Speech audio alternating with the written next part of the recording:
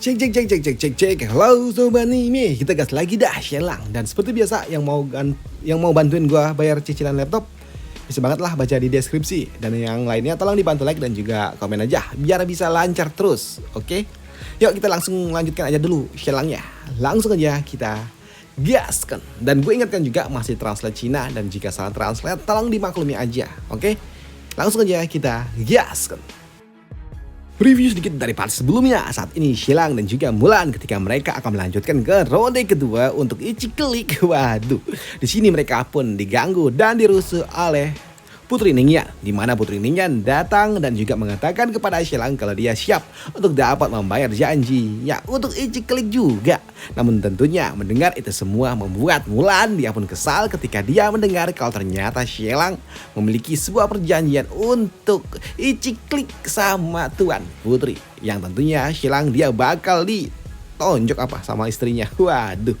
Dan kini 1 jam kemudian akhirnya Shelang dan juga Mulan bertemu dengan Putri Ningyan dan juga utusan dari kerajaan Yan. Dan untuk Putri Ningyan ketika dia melihat ternyata ada Mulan, membuatnya pun mengatakan kepada Shelang dan juga Mulan kalau dia nggak menyangka kalau ternyata ada Mulan. Dan dia juga berpikir kalau Mulan terlalu cantik untuk Shelang. Dan dia juga mengatakan kalau sebenarnya dia dan juga Shelang nggak punya hubungan apa-apa, kecuali ya memang Shelang sebelumnya telah menepuk dua melon yang dia miliki di ibu kota. Hanya itu aja, yang lainnya nggak ada kok, ucap dari Tuan Putri. Yang tentunya hal itu membuat Shelang dia pun kaget dong ketika Tuan Putri bisa-bisanya ngomong seperti itu tepat di hadapan dari Mulan. Dan untuk bocah ini dia pun mengatakan kalau Shelang good job Shelang, good job. Waduh. Dan untuk Shelang dia pun tahu kalau dia bakal tamat digebuk lah lagi dan lagi sama bininya. Aduh.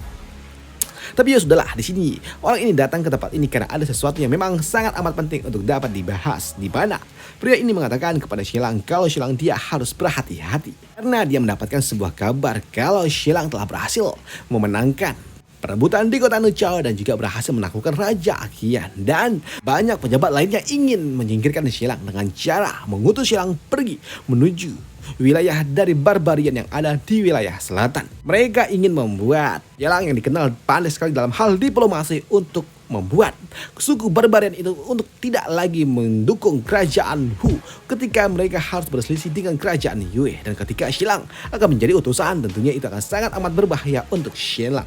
Dan untuk Shelang dia pun tahu kalau dia menjadi utusan lagi habis laku. Dia pun berpikir kalau dia nggak mau jadi utusan lagi, karena jika jadi utusan ini semua bakal tamat. Karena sebelumnya aku dapat selamat karena memang kerajaan Qian sedang dilanda wabah cacar. Jika sekarang tanpa sebuah persiapan yang ada malah quit dah, pikir dari Shelang. Dan dia nggak mau tentunya menjadi itu semua. Jadi di sini bocah ini dia pun memberikan sebuah peringatan kepada Shelang untuk berhati-hati. Dan setelahnya kini mereka pun pisah kembali. Dan besoknya di sini Mulan dan juga Shelang mereka juga harus berpisah karena Mulan harus kembali pulang ke istana Shiwanu, sedangkan Shelang akan kembali ke ibu kota. Dan mereka harus berpisah kembali. Ya walaupun memang udah Ichiklik duluan, namun di sini Mulan juga mengatakan kepada Shelang kalau saat ini Lobing sedang hamil, jadi dia akan membawa Lobing kembali pulang ke istana Shiwanu. Dan dia juga meminta kepada Shelang untuk tidak asal main coblos aja, nggak boleh pergi-pergi sembarang karena nggak ada Lobing, nggak ada selir, jadi nggak boleh asal ketemu wanita lain dan main coblos-coblos. Nggak boleh, itu nanti malah kena penyakit, ucap dari Mulan yang membuat Shelang dia pun berpikir apakah jangan-jangan istrinya ini memandang rendah dirinya kah sebagai penjahat. Waduh, pikir dari Shelang. Sedangkan di sisi lainnya di ibu kota saat ini Gubernur Zhang dia pun bertemu dengan putra mahkota, di mana Gubernur Zhang dia pun mendapatkan sebuah informasi kalau putra mahkota ingin merekrut Shelang. Tapi ketika ingin merekrut Shelang, kenapa memberikan sebuah persyaratan yang sulit untuk dapat diterima oleh Shelang, ucap dari gubernur ini. Namun di sini ternyata bukan putra mahkota lah yang menjawab, tapi selirnya, di mana dia mengatakan kalau sejatinya putra mahkota tidak ingin membawa Shelang. Dia hanya ingin menjadikan Shelang sebagai ancaman untuk keluarga Su, sebagai sebuah peringatan untuk keluarga Su untuk tidak macam-macam dengan mereka, ucap dari selir ini. Dan hal itu pun disadari oleh gubernur tua ini.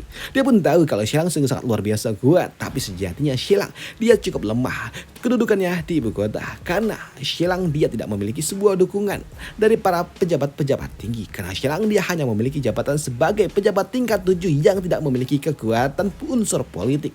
Dan untuk dapat menggulingkan Shunan tentunya itu akan sangat sulit bagi Xilang untuk dapat melakukannya tanpa sebuah dukungan yang besar. Apalagi Xilang telah mendeklarasikan kalau dia akan menjatuhkan keluarga Hasu.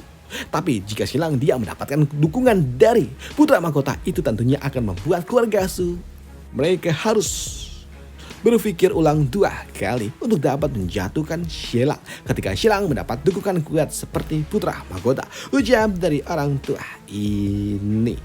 Dan untuk selir ini dia pun lagi-lagi juga mengatakan kalau Xilang sejatinya hanyalah bintang kekacauan, jadi dia nggak perlu direkrut secara resmi.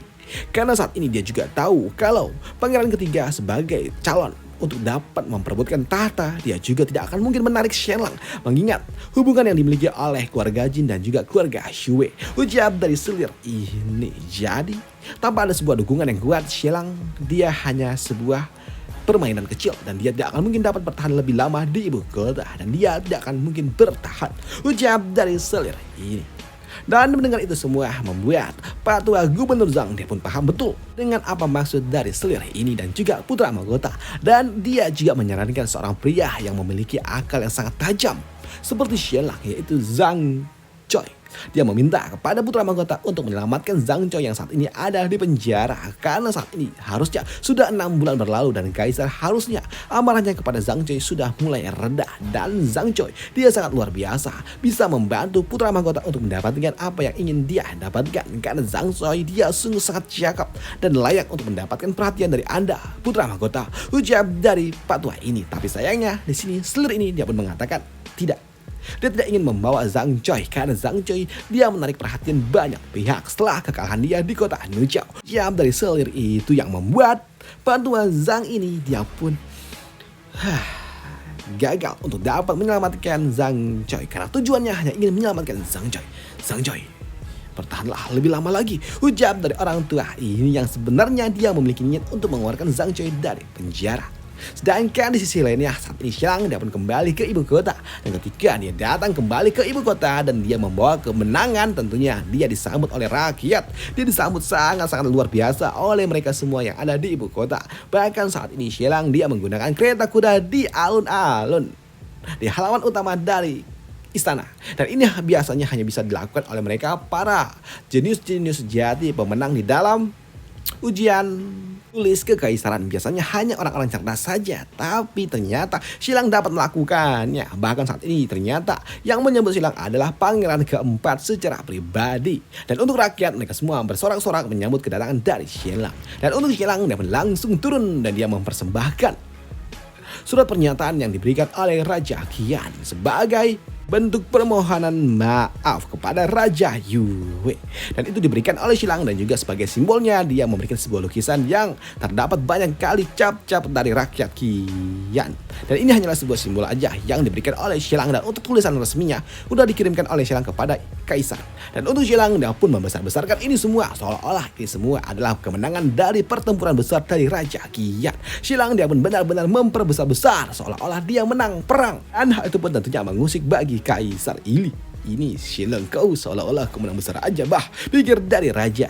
Tapi ya sudahlah, di sini raja dia pun menyambut kemenangan dari Xilang, dan dia mengatakan kepada Xilang kalau Xilang benar-benar luar biasa, dan dia menyambut ini semua dan menyebut kalau ini adalah sebuah prestasi yang luar biasa, dan dia meminta kepada Xilang untuk kembalilah dan beristirahatlah. Namun untuk Xilang dia pun tahu kalau dia masih belum mendapatkan sesuatu, belum mendapatkan hadiah dari raja, hingga membuat Xilang dia pun berujar kepada raja kalau dia mengucapkan terima kasihnya kepada Kaisar telah memberikan sebuah apresiasi yang benar-benar luar biasa. Tapi saat ini aku sangat merindukan keluarga aku, terutama ayah mertua dan juga ibu mertua, ucap dari Xilang yang sangat amat lembut dalam hal meminta sebuah prestasi untuk dapat diberikan kepada keluarga Jin, yang membuat Kaisar dia pun tahu kalau Xilang mencoba untuk dapat memaksa dirinya untuk segera mengeluarkan dekret agar keluarga Jin diangkat menjadi Marquess. Dan itu membuat Kaisar dasar bocah tenggel ini, kau pikir aku akan mengingkari janjiku, tidak mungkin, aku adalah seorang kaisar, ucap dari kaisar di dalam hati. Dan senada itu pun juga diucapkan oleh Qasim yang ada di sebelahnya. Waduh, Xilang dia benar-benar tidak sabarkah, ucap dari Qasim tua itu. Sedangkan di sisi lainnya, setelah 1 jam kemudian, saat ini Xilang dia pun kembali dan dia menemui pangeran kelima. Dan ketika dia tiba di kediaman dari pangeran kelima, Xilang langsung disambut oleh Luo Bing. Dia pun benar-benar menangis, dia pun merindukan Xilang dan dia nggak menyangka kalau ternyata Xilang dapat kembali dengan utuh. Dan dia benar-benar sangat amat bahagia. Bahkan saat ini, bocil-bocil yang lainnya mereka juga datang nggak tuh. Bocil yang dah diselamatkan oleh Xilang. Dan setelahnya Xilang dapat bertemu dengan pangeran kelima.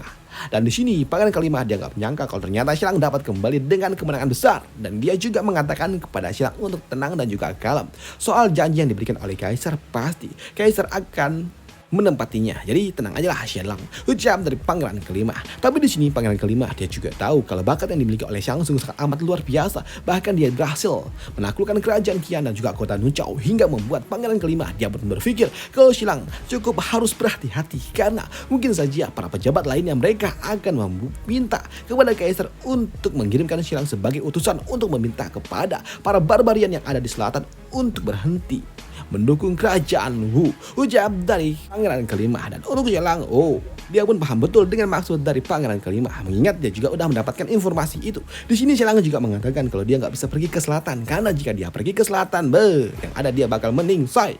Apalagi saat ini dia juga harus menyingkirkan keluarga Su dalam waktu dekat, ucap dari Xilang.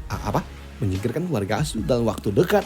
Di sini pangeran kelima dia pun berpikir bagaimana bisa Xilang melakukannya, mengingat keluarga Su sangat amat kuat. Bahkan di kekaisaran aja mereka udah menjadi benalu yang sangat amat mengerikan, hingga membuat pangeran kelima dia pun bertanya apa maksud dari Xilang ingin menggulingkan keluarga Su dalam waktu dekat. Dan untuk Xilang dia pun mengatakan kalau dia akan menghancurkan keluarga Su dengan cara membiarkan mereka kehilangan semua jabatan resmi yang mereka miliki dan kembali pulang ke rumah mereka dengan tangan kosong.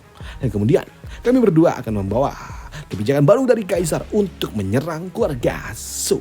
Dan aku akan memusnahkan seluruh keluarga Su sepenuhnya, ucap dari Xilang yang membuat pangeran kelima dia pun kaget dong ketika Xilang justru malah akan menggunakan kebijakan baru dari Kaisar untuk menekan keluarga Su. Padahal sebelumnya kebijakan baru yang diberikan oleh Kaisar itu diberikan untuk menekan keluarga Jin. Tapi saat ini Xilang akan menggunakan kebijakan baru untuk dapat menyerang keluarga Su. Dan itu membuat pangeran kelima dia pun bertanya kepada Xilang bagaimana Xilang dapat melakukannya. Bahkan dia juga mendapatkan sebuah informasi kalau para bangsawan tua lainnya mereka justru malah mulai bersatu untuk dapat mendukung keluarga Jin menolak kebijakan baru dari Kaisar. Tapi untuk Xilang dia nggak peduli dengan para bangsawan tua lainnya, karena ketika kebijakan baru itu menyerang keluarga Jin, para bangsawan tua lainnya mereka nggak peduli dengan keluarga Jin. Justru mereka malah main aman dan mereka sembunyi-sembunyi. Dan ketika keluarga Jin diserang, kemana mereka? Nggak ada.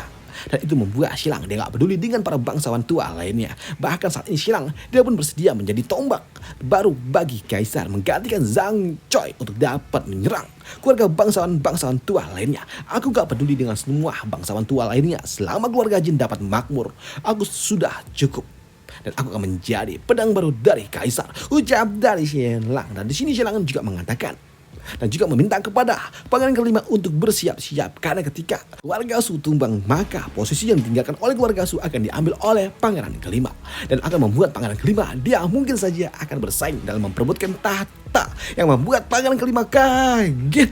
Dia nggak menyangka kalau ternyata dia akan dijadikan calon oleh Xilang, calon perebut tahta Kaisar. Bahkan dia nggak pernah kepikiran untuk itu semua, dan itu tentunya membuatnya shock dong ketika dia mendengar Xilang ingin melakukannya. Xilang, aku butuh waktu untuk berpikir dulu, ucap dari pangeran kelima yang kaget ketika dia mendengar itu semua dari Xilang.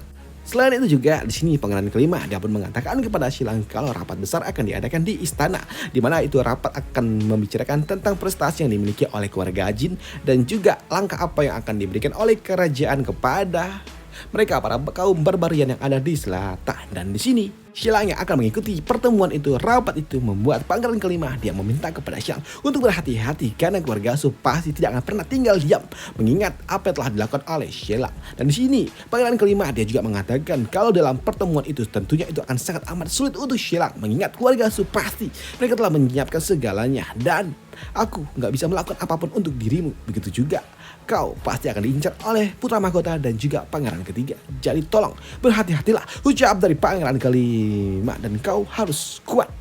Dan untuk Xilang, ya tenang saja yang mulia, semua telah direncanakan dan semua akan berjalan dengan lancar, dan aku akan menyingkirkan 1 ataupun 2 orang di dalam pertemuan ini, ucap dari Xilang. Dan benar saja, kini 1 jam kemudian pertemuan rapat kekaisaran dimulai, dan di sini kaisarlah yang membuka langsung pertemuan itu. Dan di sini kaisar dialah membuka dan juga mengatakan kalau di dalam rapat ini akan diadakan akan membahas tentang 2 hal. Pertama, tentang prestasi yang dimiliki oleh keluarga Jin yang telah berhasil menguasai wilayah timur dan juga mengambil alih wilayah yang dimiliki oleh para bajak laut dan diserahkan kepada kerajaan Yue.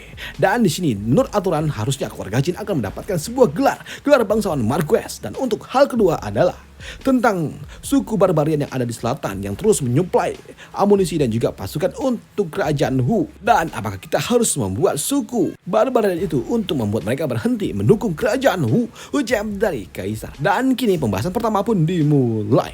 Dan ketika pembahasan pertama dimulai di sini, seorang penasihat senior dia pun datang dan juga melaporkan kepada kaisar kalau ada sesuatu yang mendesak, di mana dia mendapatkan sebuah kabar kalau Xilang dia memiliki sebuah niat untuk dapat memberontak di kerajaan Yan, ucap dari orang tua ini, yang membuat tentunya orang-orang yang ada di tempat ini mereka semua pun kaget mendengar Xilang akan memberontak bukan di kerajaan Yue tapi di kerajaan Yang.